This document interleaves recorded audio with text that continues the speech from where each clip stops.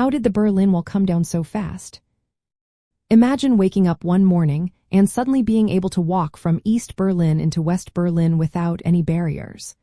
That's exactly what happened on November 9, 1989. The fall of the Berlin Wall happened surprisingly quick, but it was no accident. It was the result of a mix of political mistakes, growing public pressure, and the weakening of Soviet control over Eastern Europe. The East German government announced new travel rules that were meant to relax restrictions, but they didn't explain clearly how the border crossings would work. An East German official, live on television, accidentally said the borders would open immediately. This mistake caused thousands of East Berliners to rush to the checkpoints, eager to leave. The border guards, unsure of what to do, simply let people pass. It was chaos in the best way possible.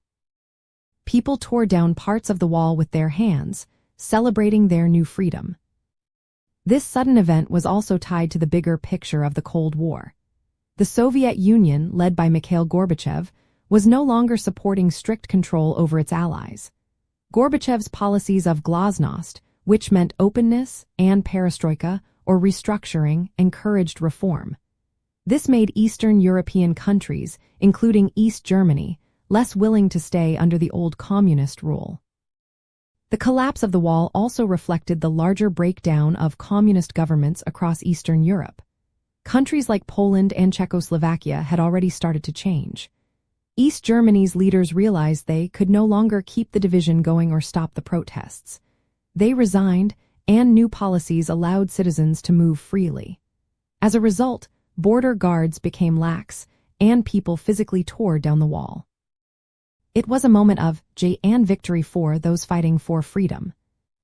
So, the wall came down so fast because of a mix of accidental political slip-ups, huge public protests, and the decline of Soviet influence. The entire system that kept East Germany divided was crumbling. This event marked the beginning of the end for the Cold War era and the eventual dissolution of the Eastern Bloc. It showed how quickly history can change when people demand their rights and the political landscape shifts.